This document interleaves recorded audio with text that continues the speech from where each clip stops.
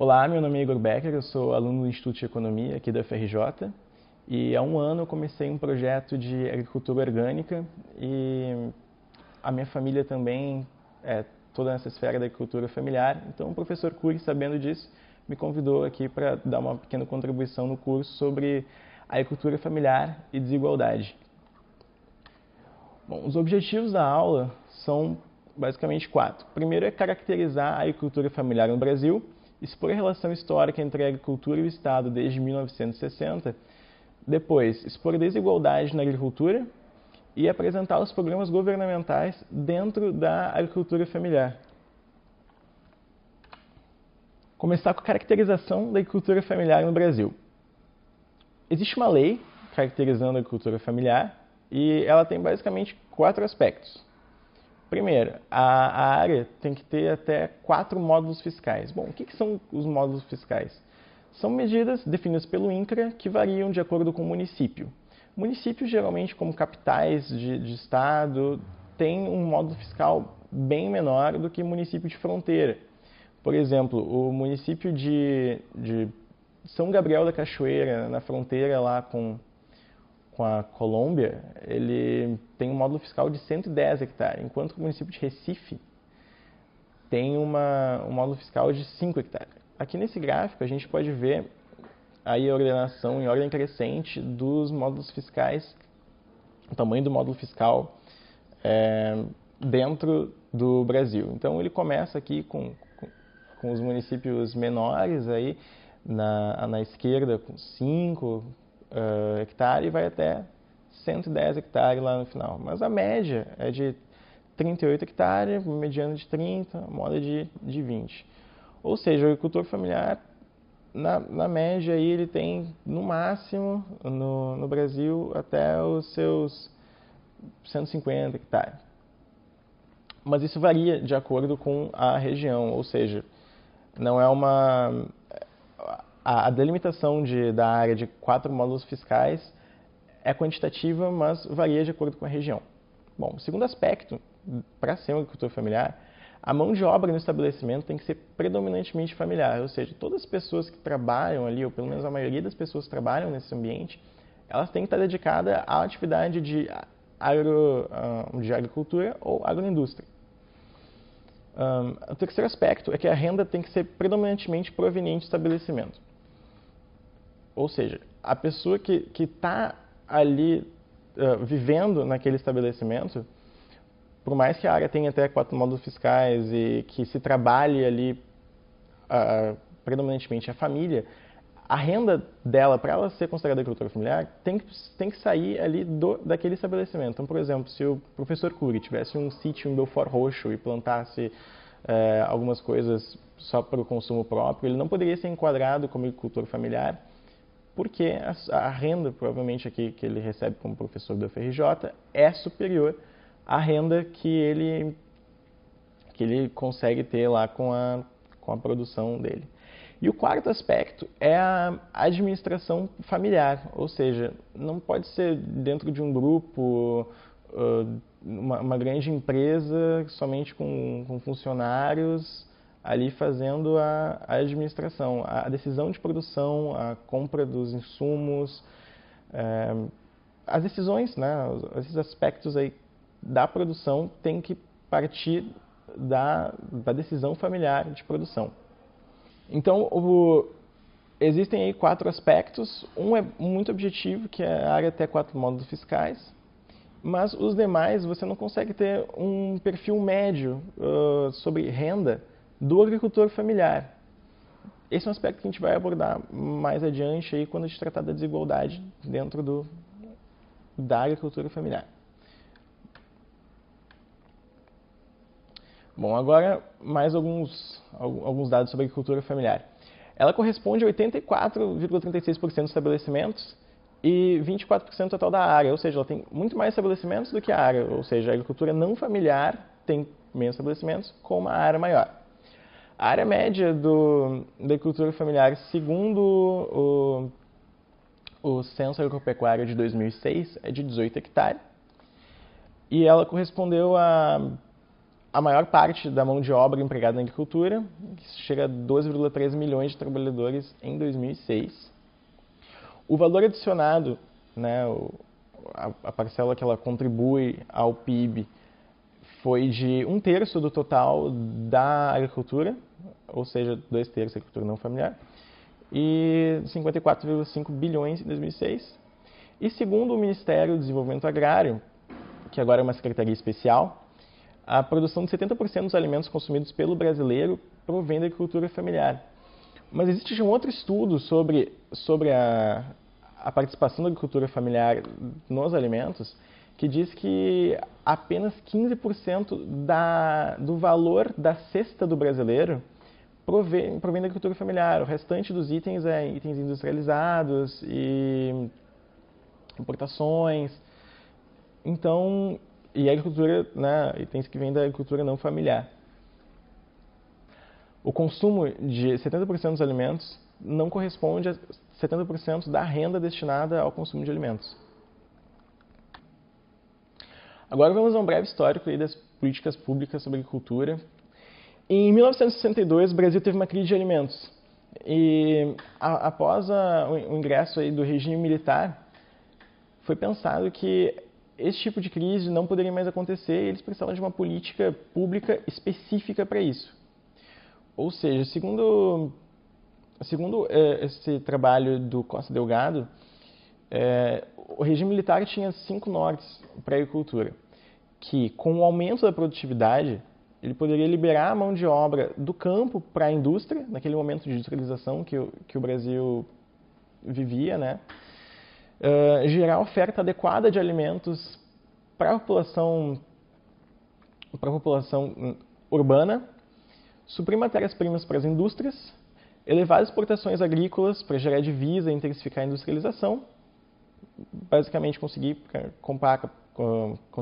dinheiro para comprar capital externo e transferir renda real do setor rural para o setor urbano.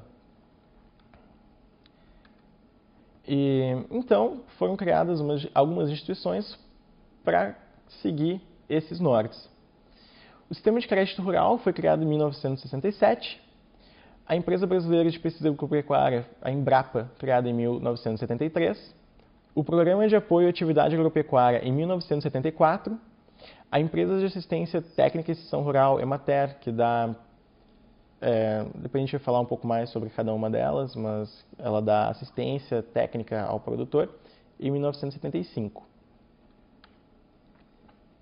Bom, após o fim do regime militar e o retorno à democracia, já existe um outro viés na condução das políticas públicas. Eles começam a perceber que a agricultura familiar precisa de uma política específica para o aumento da produtividade e também pela situação de vulnerabilidade que ela se encontrava. Então, foi criado em 1996 o Programa Nacional de Fortalecimento da Agricultura Familiar, PRONAF, que basicamente dá crédito agrícola subsidiado. O Ministério do Desenvolvimento Agrário, o MDA, foi criado em 1999, que é uma instituição...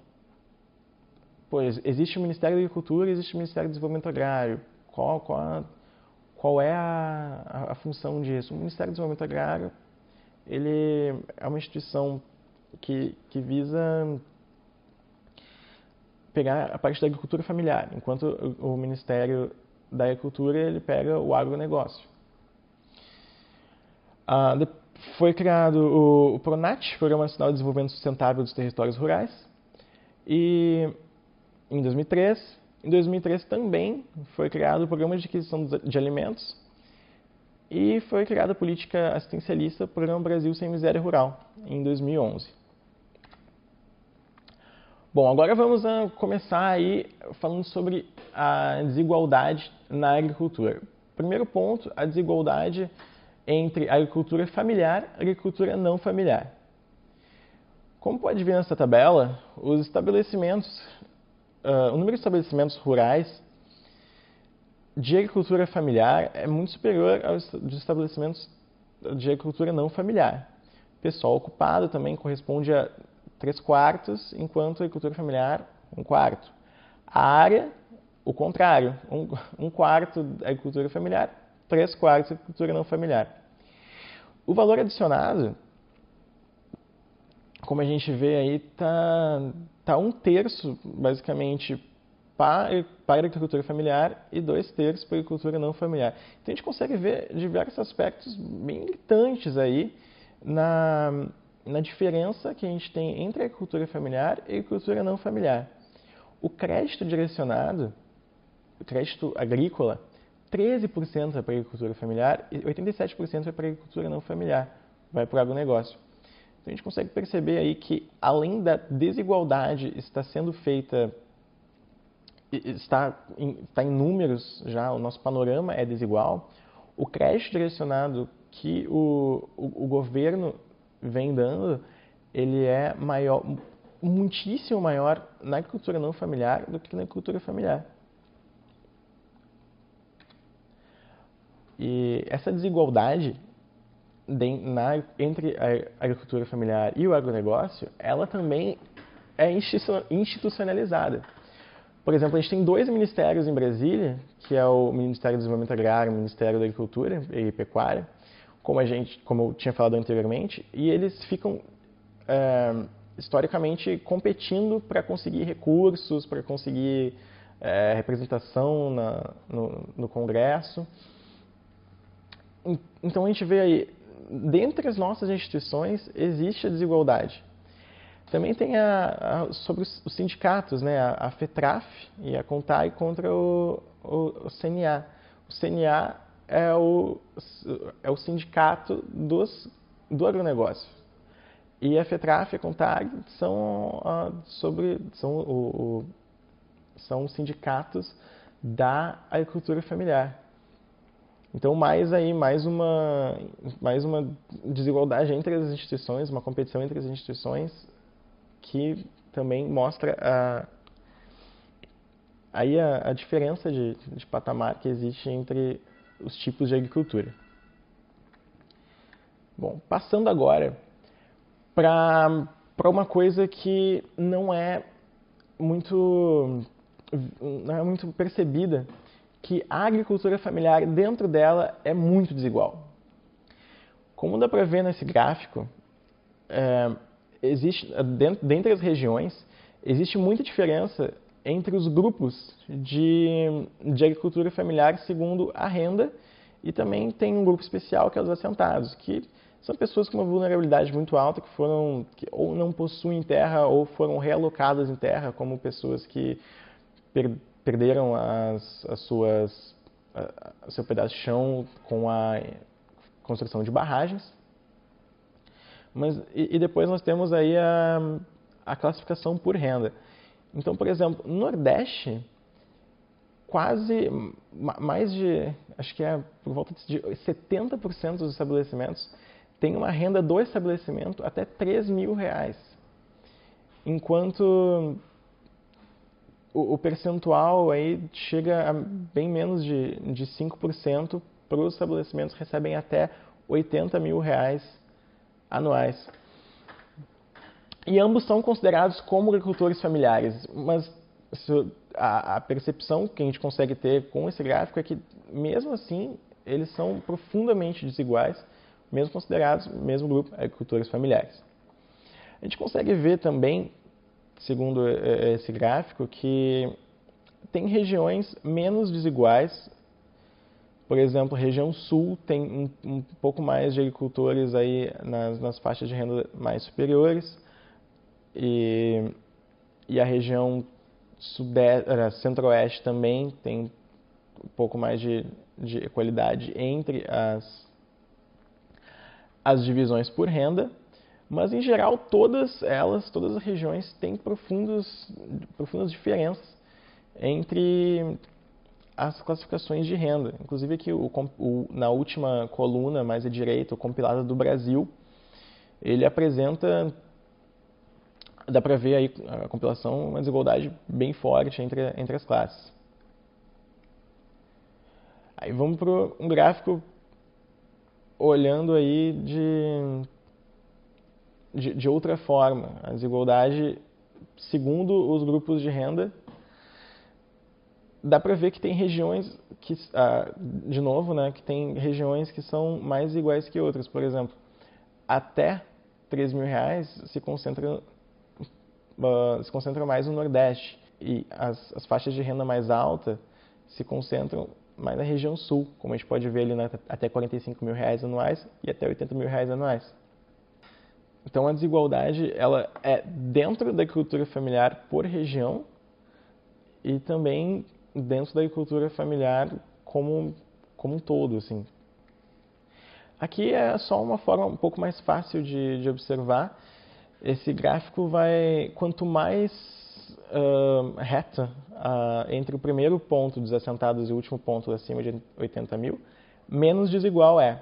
Então a gente vê que entre as classes, mais equalizado entre as classes são os estabelecimentos. Então a gente vê aí que a região sul tem uma desigualdade menor em estabelecimentos e a região nordeste tem maior. Então, como a gente pode fazer uma secção ali, por exemplo, uma secção vertical na renda anual até 16 mil, a gente vê que os estabelecimentos da região sul tem 70% ganham até 16 mil ou são assentados, enquanto no Nordeste, aproximadamente 90% ganham até 16 mil reais anuais ou são assentados. Como a gente pode perceber nessa tabela, o número de o pessoal empregado está concentrado na classe mais pobre, que é aquela que ganha até 3 mil reais anuais por estabelecimento. Ela fica mais ou menos com 50,39%, ela fica exatamente com 50,39% em 2006, segundo o Censo Agropecuário, da mão de obra familiar.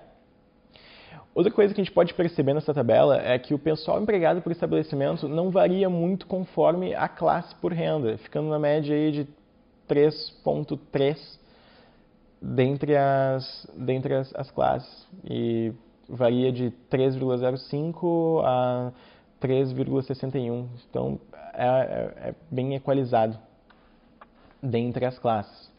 Mas, segundo essa tabela, a gente consegue perceber a diferença gritante entre a produtividade por trabalhador dentre as classes de renda da agricultura familiar.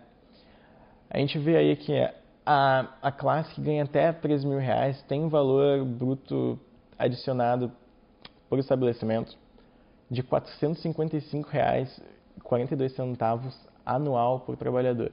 Isso é um rendimento muito baixo.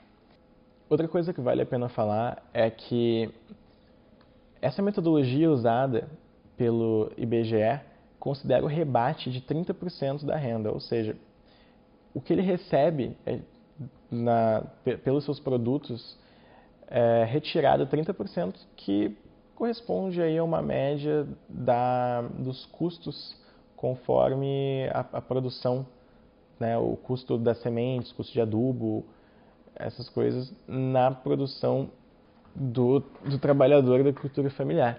Então essa renda é uma renda bruta, porém ela já tem um pequeno desconto. Mas ainda assim, a renda dessa primeira classe de R$ 455 anuais por trabalhador é muito baixa. Mas a gente vai subindo na renda, vai subindo nas classes de renda, e chegamos aí a uma média de 21 mil a 23 mil ali nas classes mais altas por trabalhador. Então a gente percebe aí que dentro da agricultura familiar, o trabalhador que está na classe mais pobre, ele está muito longe do trabalhador que está na classe mais alta. E provavelmente dentro da propriedade dele, as condições de produção, de capital, de técnica e inserção nos mercados é profundamente diferente. Bom, agora vamos falar sobre a agricultura familiar e o Estado, relação no presente, segundo as instituições. Primeiro vamos falar da Embrapa. A Embrapa faz pesquisa agropecuária e desenvolve cultivares, né, novas variedades de planta, desenvolve técnicas agrícolas no sentido de manejo de solo, desenvolve técnicas de combate de pragas e ela tem diversas unidades espalhadas pelo Brasil. Então a Embrapa Tem unidades que pesquisam sobre pasto para pecuária, tem unidades que pesquisam sobre soja, tem unidades que pesquisam sobre fruticultura, como é lá em Embrapa Clima Temperado, em Pelotas, tem também Embrapa de uva e vinho em Bento Gonçalves, tem Embrapa de hortaliça em Brasília. Então ela é espalhada pelo Brasil e tem diversas áreas de pesquisa e diversas unidades. A relação da Embrapa e da agricultura familiar se dá no desenvolvimento de cultivares e no controle de pragas, daqueles produtos que são mais dedicados à agricultura familiar. Porém, a gente pode ver que nas faixas mais altas de renda dentro da agricultura familiar, os produtos cultivados também são os mesmos da agricultura não familiar, como por exemplo a soja, o milho, o arroz. Então a Embrapa aí está ajudando a agricultura familiar no sentido de dar mais produtividade ao agricultor. A Emater é a empresa que dá assistência técnica aos agricultores, pecuaristas e criadores de animais aí no meio rural.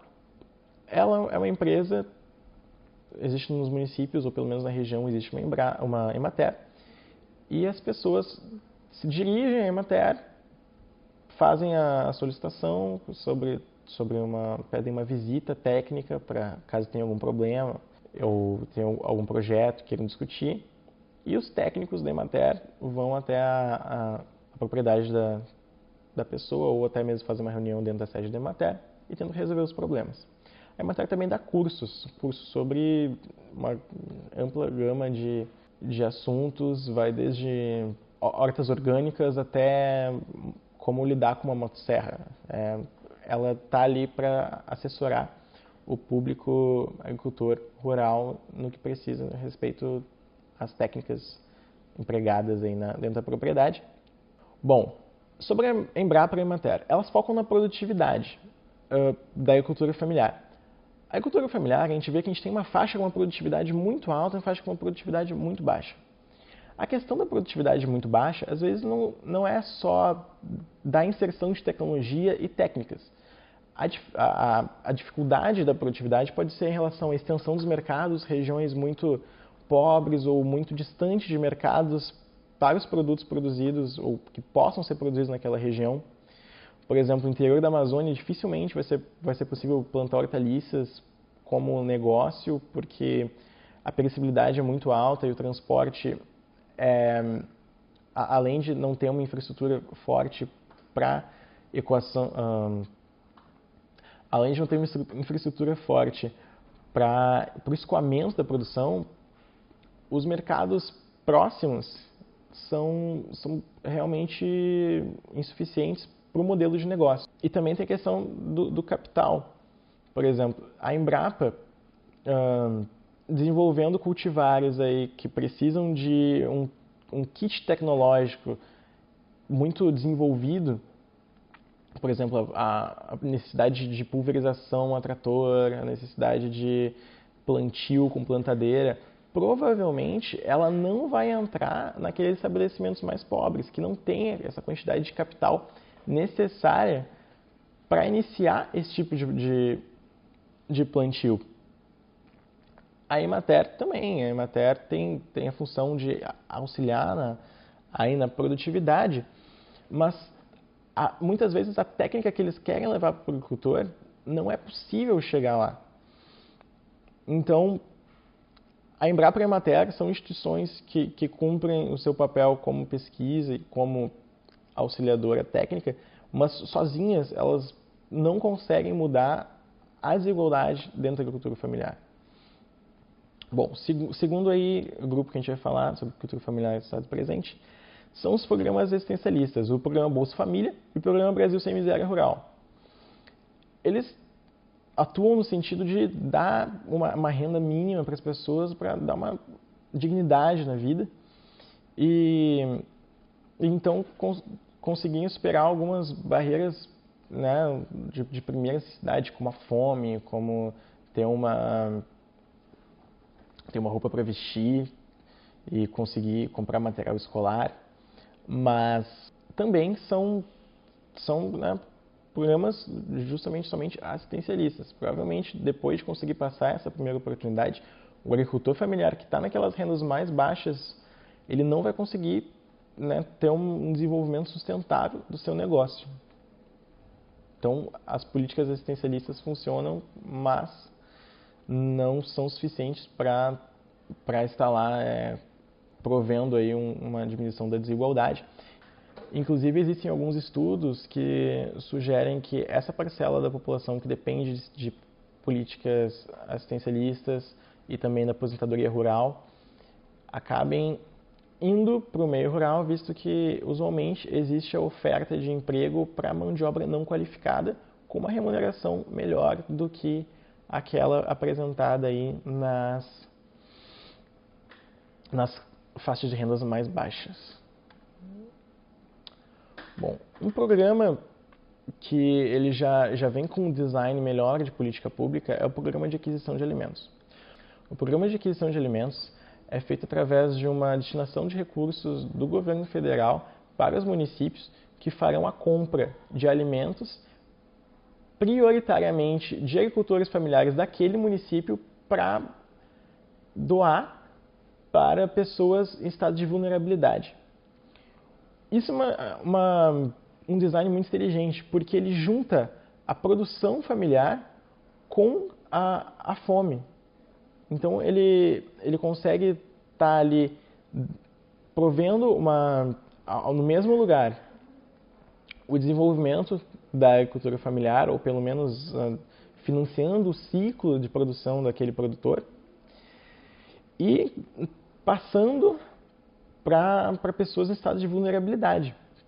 Ou seja, o custo de transporte tende a diminuir muito, né, com o programa de aquisição de alimentos, e dá uma segurança de demanda para o produtor familiar. Ou seja, ele vai ter um horizonte de produção, que é uma dificuldade do produtor familiar, de ele conseguir produzir e não conseguir atingir mercados e acabar tendo prejuízo com aqueles insumos e mão de obra que ele acabou utilizando dentro daquela produção, daquele ciclo. Outro programa que existe recentemente foi criado as agroindústrias familiares. O programa de agroindústrias familiares vem no sentido de trazer a facilidade do produtor rural para produzir as suas produtos de padaria, como pães, cucas, também fazer suas geleias, e não precisar de um estoque de capital tão grande na construção do prédio e também na aquisição de equipamentos para fazer esse tipo de negócio, comparando, né, caso ele fosse ser inspecionado diretamente pelo Ministério da Saúde, no caso das bebidas, ou então no Ministério da Agricultura, no caso da carne, ou então da vigilância sanitária, caso fosse outro tipo de produto como mel, por exemplo. Só que o grande problema das agroindústrias familiares é que o produtor rural ele pode somente comercializar aqueles produtos dentro do seu município. Ou seja, isso vai dar, apesar de dar uma facilidade na construção e na implantação do negócio, ele vai atingir um mercado muito menor do que o potencial, considerando que os municípios que têm mais agricultores familiares não são aqueles onde existe mais demanda por produtos de agricultores familiares, né, esses produtos processados. Bom, agora vamos ao PRONAF. O PRONAF é o principal direcionador de crédito agrícola aí para os agricultores familiares. E ele começa com a DAP. O que é a DAP? A DAP é a Declaração de Aptidão ao Programa, ao PRONAF. Ela é um documento que vai mostrar para o Estado o quanto ele tem capacidade, o quanto o agricultor familiar tem capacidade de absorver o empréstimo e conseguir, de certa forma, quitar ele. Esse programa, essa DAP, ela pode ser feita de duas maneiras. A primeira maneira é apresentando os talões do produtor, que são as notas fiscais do agricultor familiar, mostrando que ele já tem uma certa rotatividade aí, um certo giro de produtos agrícolas então mostrando aí que ele tem a renda dele e que ele vai conseguir, né, quitar esse tipo de empréstimo. E também existe a segunda maneira, é ele falando para um órgão competente que possa fazer a DAP, por exemplo, a Emater, o quanto ele produz. Então, por exemplo, o agricultor tem 30 galinhas e cada galinha custa R$20, segundo a Emater, e ele produz 100 pés de alface. Isso vai dar um montante, e esse montante vai ser correspondente a um outro montante que ele pode tomar como crédito. Então, a gente já vê aí que agricultores já têm um giro maior, vão conseguir tomar mais crédito, e agricultores têm um giro menor, menos crédito, obviamente. Então já tende aí a ter o volume de crédito já tende a ser maior para os agricultores da faixa de renda mais alta.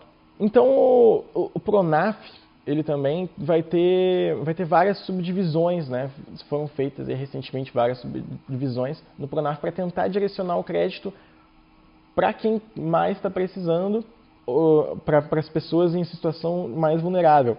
Então existe crédito especial aí para aquele grupo que se encontra na classe mais baixa, né, aquele até R$13.000 anuais. Existe um segmento especial para mulheres na agricultura, que as mulheres chefes de família dentro da agricultura.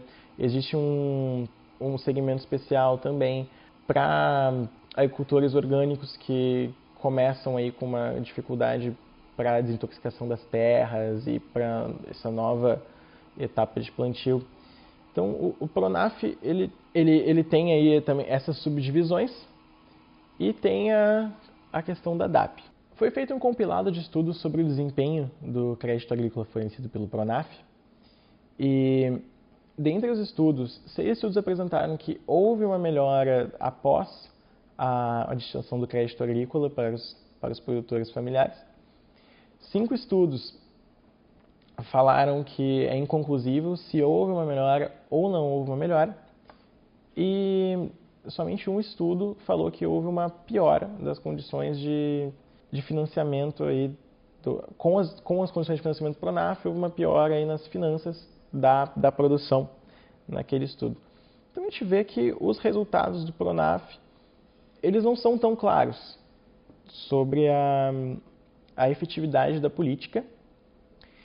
E nós temos aí também a concentração regional do Pronaf como um problema, que a maior parte do crédito pelo Pronaf vai para a região sul e sudeste, a grande parte desse crédito vem para cá, que é a região que coincide também com ser a região mais rica. Ou seja, o crédito do Pronaf não está atingindo aí na veia da desigualdade, ele está indo mais pela produtividade aí da agricultura familiar. Como a gente pode ver também aí na figura 4, a gente consegue perceber que também tem uma desigualdade do crédito, um viés muito forte do crédito, para os grupos que estão mais consolidados. Conforme eu falei lá no início da problemática da DAP, a gente pode ver aí também nos dados que aproximadamente 10% vai para o grupo dos assentados e para o grupo mais pobre. O restante do crédito vai todo para os grupos mais consolidados. Existem outros programas também sobre agricultura familiar, desigualdade, inserção de novas produções, novas culturas e desenvolvimento local na agricultura familiar, mas a maior parte dos programas costuma ter problemas estruturais dentro da política pública. Por exemplo, a Embrapa tinha um programa de quintais orgânicos. O que ela fazia? Ela provia todos os cultivares, todas as plantinhas, as árvores, provia os insumos para fazer aquilo crescer, os cuidados, né, como adubo, substrato, e provia auxílio técnico. Um problema desse programa é que, além da descontinuidade dele, ele era basicamente experimental, ele não dava escala para o produtor viver daquilo. Era basicamente uma coisa para autoconsumo. Existem programas como o Pronat, que existem estudos já mostrando que ele não teve o desenvolvimento aí que ele gostaria de ter aplicado nas regiões, e que muito disso se dá pela concentração da política em grupos políticos e não em faixas de renda ou então em perfil de agricultor. No caso, esse programa pegou mais grupos de assentados do MST e, né, nesse estudo que eu vi em Santa Catarina, ele não obteve sucesso aí no desenvolvimento do local. Bom, então a gente fica com um desafio dentro da desigualdade de agricultura familiar, que é a elevação da produtividade dentre aquelas classes de renda mais baixa. Isso é um esforço complexo. Tem que combinar a extensão dos mercados, né, como levar o produto do produtor até a sua venda. Isso precisa de infraestrutura, isso precisa de um custo de transporte baixo, isso precisa de uma ligação, né, entre o produtor e seja o consumidor final, seja a Ceasa, um intermediário, precisa ser feito esse elo. A gente vê também que o aumento da produtividade passa por uma relação capital-trabalho que provavelmente está desajustada nessas classes de renda mais baixa, ou seja, precisa inserir a mecanização, precisa inserir a produtividade média do trabalho aí através de tecnologia, sendo tecnologia, biotecnologia ou tecnologia mecânica. E a gente vê também que é perceptível que existem culturas com uma relação capital-trabalho muito mais alta, como, por exemplo, a soja, e culturas com relação capital-trabalho bem mais baixa, como a horticultura.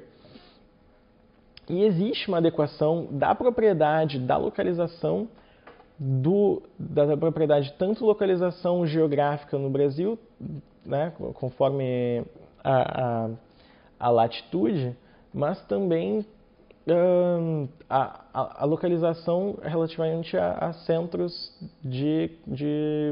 centros urbanos, consumo, no caso das frutas, mais perecíveis, né, das hortaliças. Então a relação capital-trabalho vai variar conforme a atividade, porém, provavelmente nas atividades aí, nos estabelecimentos com renda mais baixa, ela precisa ser aumentada. Também temos o desafio que é da assistência e tecnologia estarem junto com o produtor nessa fase de aumento de produtividade, que provavelmente vai ser um desafio pessoal para o produtor, que ele vai se deparar com problemas que ele não encontrava antes, e ele necessita de uma tecnologia compatível com aquilo.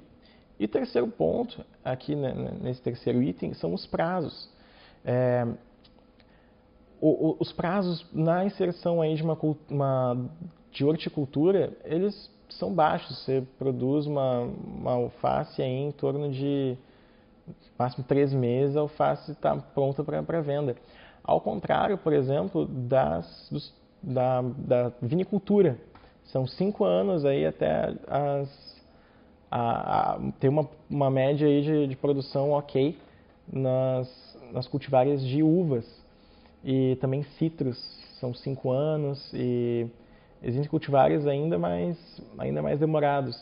Então, o que o produtor rural, né, que está numa situação vulnerável, faz até conseguir o estabelecimento nesses prazos mais longos, né? Então, é uma coisa a se pensar. Bom, então a conclusão que fica da aula é que a agricultura familiar ela é desigual em diversos aspectos.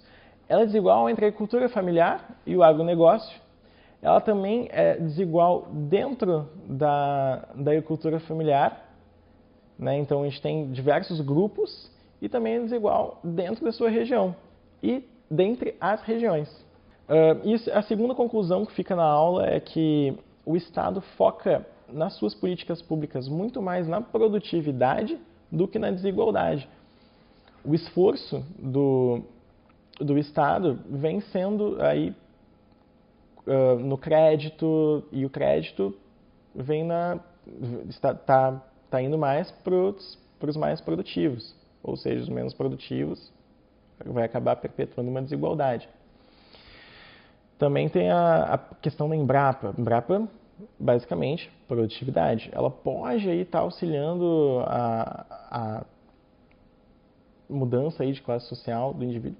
Pode, mas o principal objetivo é produtividade. Emater também, técnica, produtividade.